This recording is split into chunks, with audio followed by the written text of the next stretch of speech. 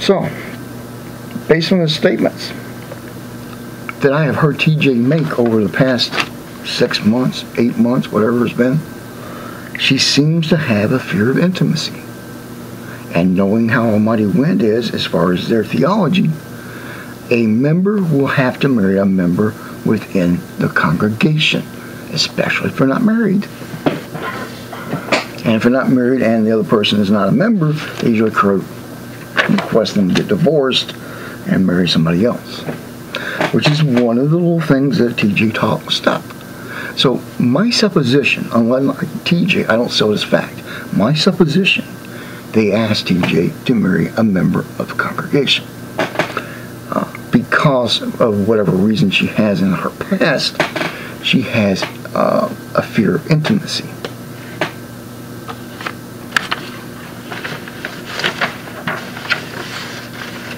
There was a study performed in 1998 which didn't support a conclusion that fear was connected to a past event, and the base data was inconclusive to support that conclusion.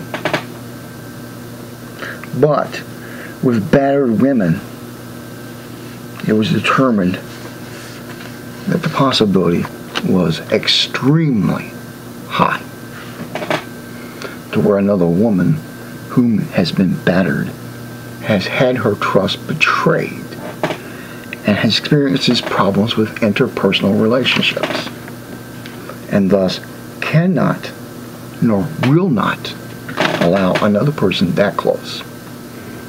I'm only lucky that the person that I feel great love for never had to endure that. I'm seriously. I mean, if she had to go through that, that would be nightmarish. It would just send her right straight into a rage and confusion and fear and panic and all kinds of things, which maybe TJ went through. But all this being true doesn't give TJ the right to take a non-supportive conclusion and apply it to Almighty Wind, regardless of her intent. I mean, I don't support Almighty Wind myself, but I'm not going out and making up stories. And this is what this is. It's all made up. So, for lost and not so found, in case I didn't say it in this cut, the reason your daughter is wrong is the whole bloody thing. There is nothing within the Wiccan rite, known as the Great Rite, to support the conclusion that Almighty Wind has adopted it. Don't believe me? Buy the Witch's Bible. Read it yourself. Doesn't support the conclusion. Is it possible that a Wiccan group could use the Great Rite with some other intent? Yes, but there's a problem. There's only 8 holy days I can think of within the Wiccan religious calendar to use. Elizabeth is not talking about only on selective days. And even on the 8 days within the Wiccan calendar, it has to be on an appropriate holiday. And to my knowledge, because I didn't read the whole thing completely through, there's only like 3. So 3 out of 8, not all that likely, which totally blows away the whole concept of what TJ just said.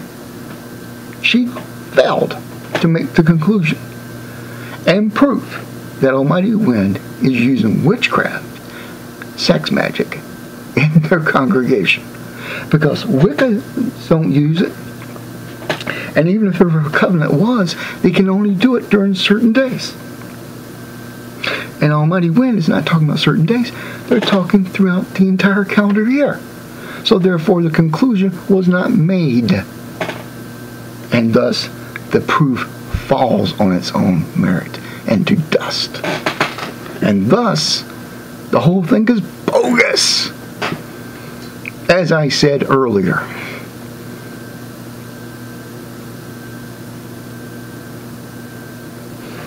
Now, it is true MsTJ and Lost and Not So Found, that in Wicca and Satanism, there is something called a pentagram. Now, a pentagram in Wicca has 5 points. It is, let me think,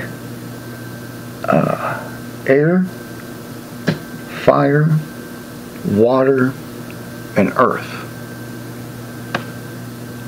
Now, the tip of the star on the pentagram, because I was naming the compass headings, the tip of the pentagram on the star is spirit. Those are the 5 points of power, if you want to call it that. There is things about magic that most people don't dig into. As I explained to my friend, who's my boss actually,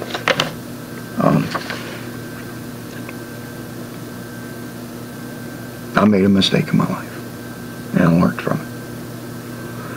And when I told her about this problem, she stated that I should inform both of you, according to the high priestess of the moon and quills, which is her, because she's been a high priestess for 20 years. You're wrong.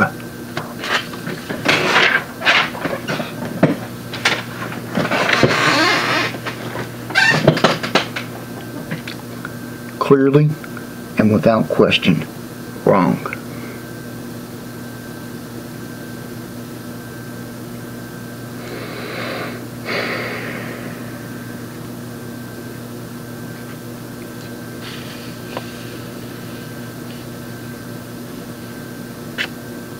This given video that TJ made was nothing more than an attack against the mighty wind for petty reasons. I don't mind somebody saying somebody's wrong in their teaching. I don't mind somebody saying, hey, Lee, you made a mistake, and here's where you made it. Oh, okay, I'm wrong. I agree. I have no problem with it. But you see, I use something called proof and evidence. I don't make suppositions. I give references. So let's say I misspoke something. It happens. I cut all the time out. I cut out misspeaks. I'll say something, I'll twist my words, or I try to read something and I'm so tired like I am right now, and I won't read it right. And I just have to, cut, redo, and put it up. But TJ is selling a supposition based upon her own personal fears, which comes from fear of intimacy. And trying to book Almighty Wind in a sin Almighty Wind is not guilty of. Almighty Wind is innocent on this. Elizabeth's teaching, although disturbing to me to know publicly, is used to keep a marriage healthy and alive. And that is the end and conclusion. And thus, TJ's video on sex magic in the church is bogus and self-manipulating for selfish reasons. So long. Have a good day. So long, TJ. So long, Lost and Not So Found. Next time, be courteous to people. Be Christian.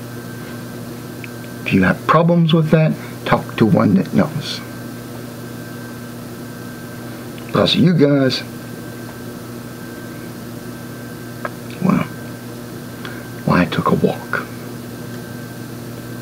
I don't like Protestants. I don't like Catholics. This is part of the reason why. False and misleading conclusions, so you can keep your little cult of personality running. There's a lot of people that I can think of right now that you mirror.